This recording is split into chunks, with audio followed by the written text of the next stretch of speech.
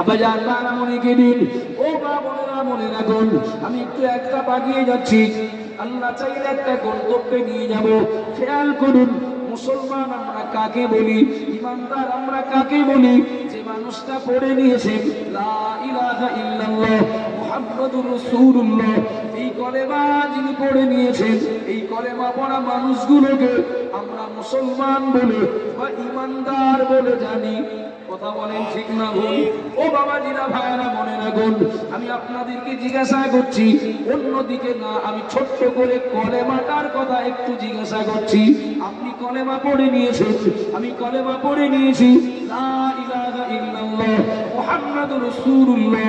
এই কলেমার ভিতরে আমি দুটো কথা বলেছি, এই কলেমার ভিতরে আমি দুটো স্বীকারোক্তি দিয়েছি, এই কলেমার ভিতরে আমি দুটো কথা আমি মেনে নিয়েছি। একটা হলো আল্লাহ আমার মালিক, আর দ্বিতীয় হলো মুহাম্মাদুর রাসূলুল্লাহ সাল্লাল্লাহু আলাইহি ওয়াসাল্লাম, তিনি হলেন আমার নেতা, তিনি আল্লাহর নবী, আল্লাহ রাসূল, তিনি হলেন আমার নেতা। আমি কলেমার মানে বলিনি, কিন্তু আমি কলেমা বললাম মানে, আমি কলেমা বললাম মানে আমি দুটো কথা বললাম, আল্লাহ আমার মালিক আর মুহাম্মাদুর রাসূলুল্লাহ আল্লাহ প্রেরিত নবী, তিনি হলেন আমার নেতা। এই দুটো কথা বলো, এই দুটো কথা শুধু মুখে বললেই, মুখে বললেই একজন মানুষ ইমানদার প্রমাণ হয়ে যাবে। মুখে বললেই একজন মানুষ, একজন পাকা মুসলমান প্রমাণ হয়ে যাবে।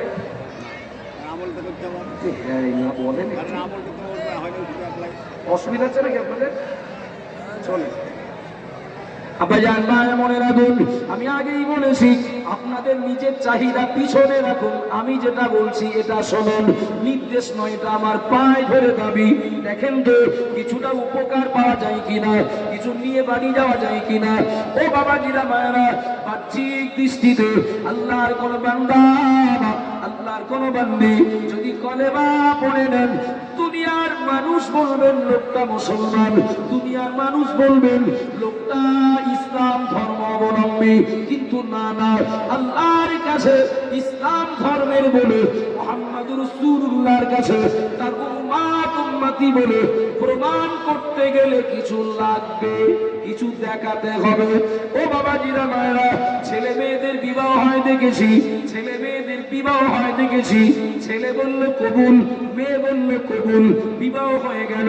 এবার একটু বলবেন নাকি, ছেলে যদি বলে, অর্থাৎ স্বামী যদি বলে, কবুল বলেছি তুমি আমার স্ত্রী, তবে তোমার শাড়ি কিনে দেব না, তবে তোমার রোগ হলে ডাক্তার বাড়ি নিয়ে যাব না, আমি কবুল বলেছি তুমি আমার স্ত্রী, তবে তোমার জামা কাপড় দেব না, তোমার খাওয়া পড়া দেব না, তোমার বাপের বাড়ির কেউ আসলে প্যাকেট নিয়ে বাজারে যেতে পারবো না, তবে একবার না, আমি সারা জীবন বলবো তুমি আমার স্ত্রী।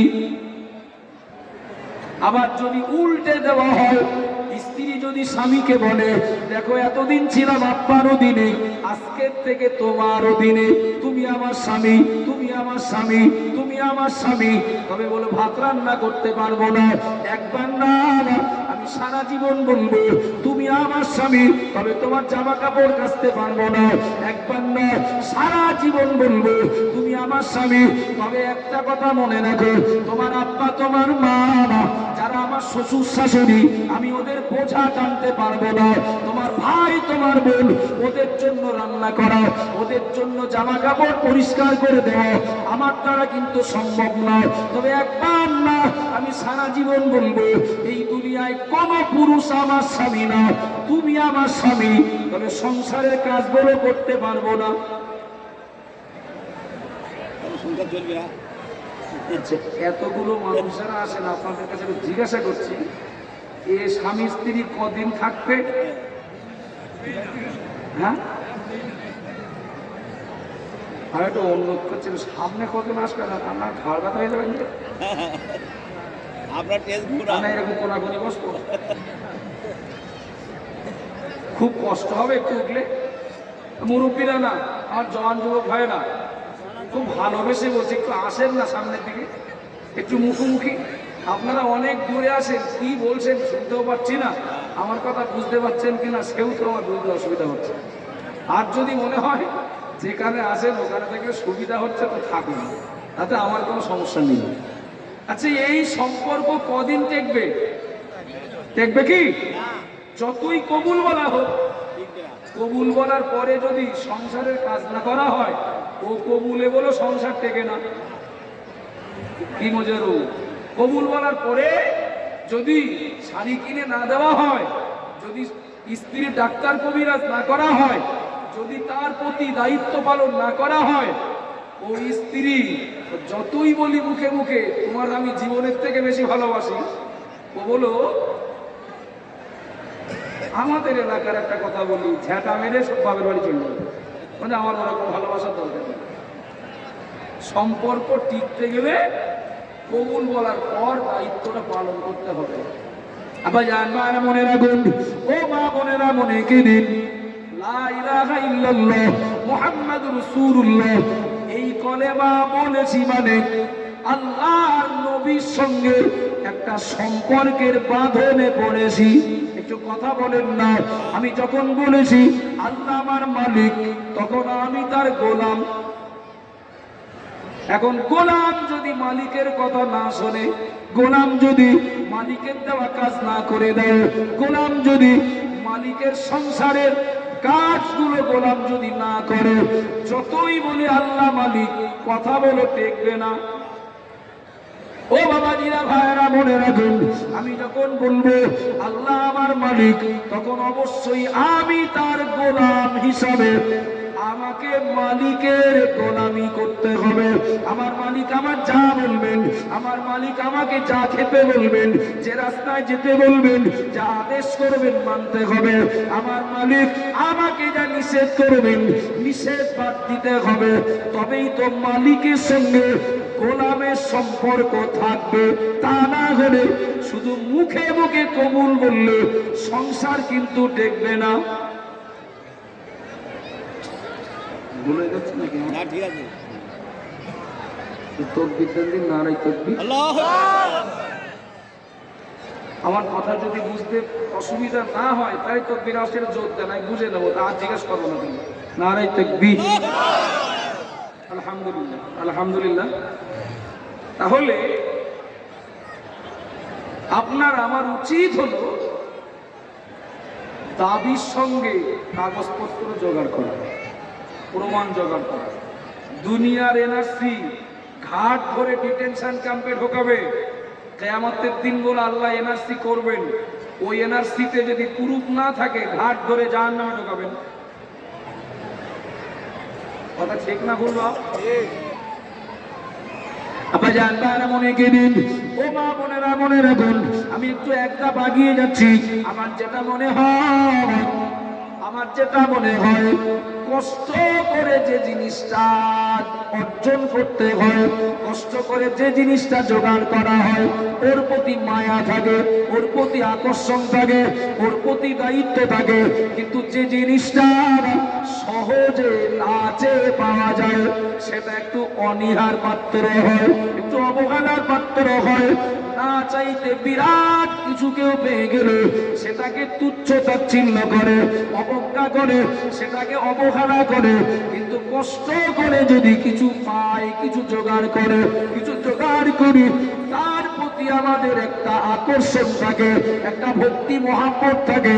আসলে ব্যাপারটা অন্য কিছু নয়, ইমানের কালেমা আপনি পড়েন, আমিও পড়ি। এই কালেমা আমাদের কষ্ট করে পেতে হয়নি, আমরা বংশ পরম্পরায় পৈতৃক সূত্রে পেয়ে গেছি।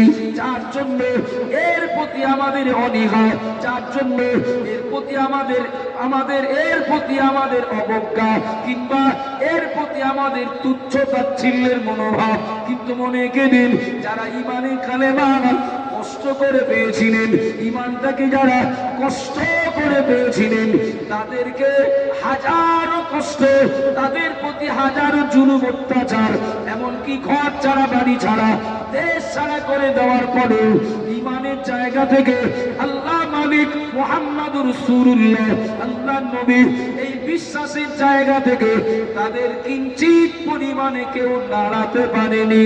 একটু জোরে বলেন না? একটু মহব্বতে বলেন।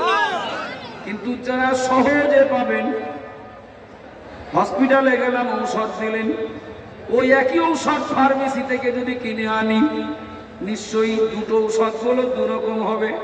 ঔষধ একই, এটা 240 টাকা দিয়ে, স্যার ওটা ফ্রি।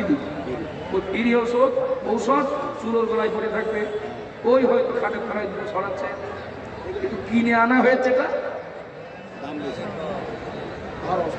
বুঝতে অসুবিধা ভাই।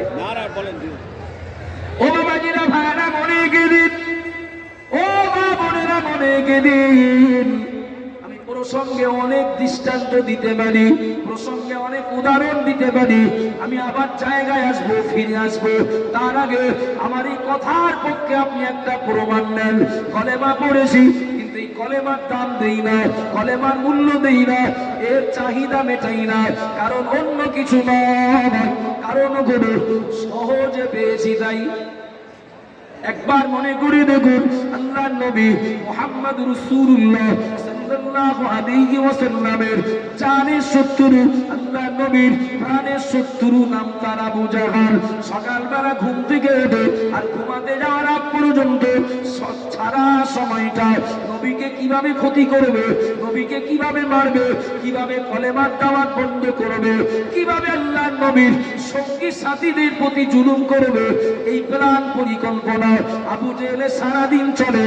কিন্তু আল্লাহর কিসান, ওই আবু জেহেলের বাড়ির দাসী, নাম তার সুমাইয়া রাদিয়াল্লাহু তাআলা আনহা, আবু জেহেলের বাড়ির দাসী হয়ে আবু জেহেলের বাড়ি থেকে খেয়ে পড়ে আল্লাহর নবীর প্রচারিত কলেমা পড়ে সুমাইয়া ঈমান কবুল করেছেন। একটু জোরে বলেন না সুবহানাল্লাহ, আরো জোরে বলুন সুবহানাল্লাহ। আবু জেহেলের সঙ্গীরা, আবু জেহেলের সাথীরা আবু জেহেলকে বলল, ও আমাদের নেতা, আমাদের লিডার, আগে ঘর সামলান, পরে পর সামলাবেন। খবর নিয়ে দেখেন আপনার বাড়ির দাসী যে আপনার খায়, আপনার পরে আপনার পরিষেবা ভোগ করে, আপনার বাড়ির দাসী সুমাইয়া কলেমা পড়ে নিয়েছে, ঈমান এনেছে। একবার বাড়ি যে খবর নেন। ও বাবাজিরা, আমার মনে গেলে আবু জাহল এত রাগা রেগে গেল, রাগে ক্ষোভে অস্থির হয়ে তার প্রেমটা যেন বিকৃত হয়ে গেল। বাড়িতে চলে আসলো, সুমাইয়া দাসীকে সামনে ডাকলো, ও দাসী সুমাইয়া, শুনছি নাকি তুমি ঈমান এনেছো আল্লাহর প্রতি, মুহাম্মদ রাসূলুল্লাহর প্রতি, শুনছি নাকি তুমি ঈমান এনেছো। সুমাইয়া, কথাটা ঠিক শুনলাম না ভুল? ঠিক। মালিকের সামনে এই কথাটা, মনিবের সামনে, হ্যাঁ ঠিক শুনেছেন, এই কথাটা বলতে গেলে কি যে কোনো মানে সাহসী মানুষের পক্ষে এই কথাটা বলা সম্ভব হবে? একটু কথা বলেন না। আবু জেহেল জিজ্ঞাসা করছে, শুনছি তুমি নাকি কলেমা পড়েছো, কথাটা ঠিক? আম্মা জান সুমাইয়া বললেন, যা শুনেছেন ঠিক শুনেছেন। একটু মহব্বত করে বলেন, যা শুনেছেন ঠিক শুনেছেন। আবু জেহেল হয়ে গেল। তোমার একটু বুক কাঁপলো না? তোমার ভয় লাগলো না?